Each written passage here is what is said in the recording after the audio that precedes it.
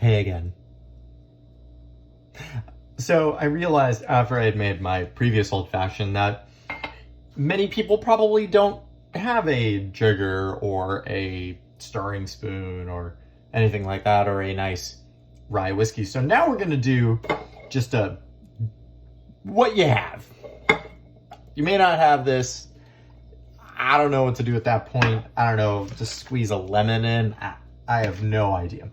But yeah, so we're going to do basically the same thing, except this time, we don't have a sugar cube, we don't have an eyedropper, we don't have any of the fancy stuff. So what we're going to do this time is we're just going to go straight in with the bitters. And one thing that people love to do when they first pick up bitters is they like to do this. They love to try to do that, and then they realize that nothing comes out, and then they'll do like this, but then it kind of goes everywhere. My tip to you is don't get over your fears and just kind of go up and over, just straight up and over, and you'll go right down into it, and then you can kind of pull it back. This is a pretty it's a fine bitter. It will get the job done. And if you don't have sugar cubes, you could obviously use just normal sugar, or if you're really going through withdrawals like I am, you can use Sweet and Low.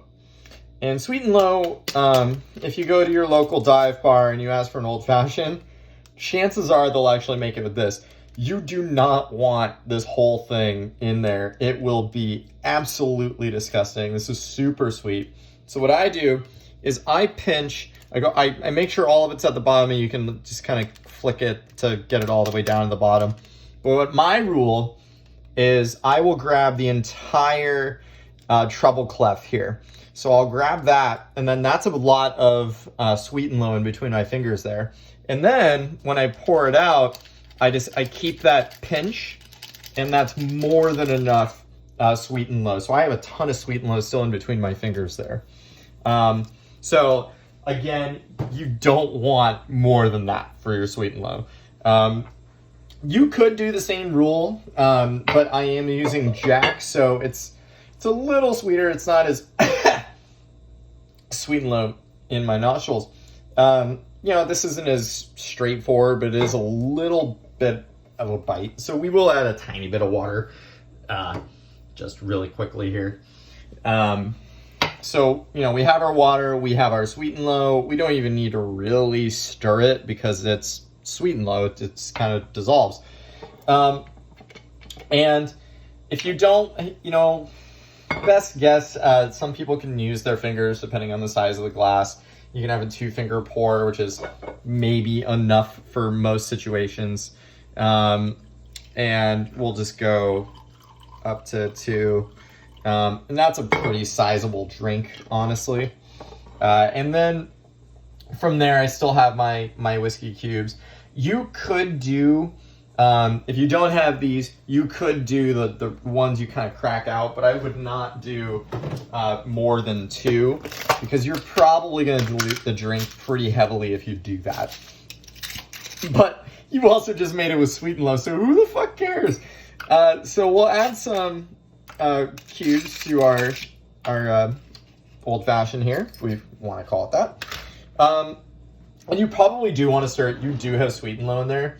A spoon is likely too big. So what I do when my stirring spoon is in the fridge, I'll actually use a knife, like a butter knife. This isn't gonna cut me or anything. And you can kind of get the same effect, honestly. I use the same technique. And I'll just stir with a knife. You'll get the same effect. It's actually just fine. You don't have an audience. You're not working for tips. It is okay. And there you go. Old fashioned with some Jack, some Angostura, and we have some Sweet and Low in here. And tastes like I am at even that was a little too much Sweet and Low. Maybe a little bit more of the treble clef. Tastes like I'm at a dive bar in Williamsburg.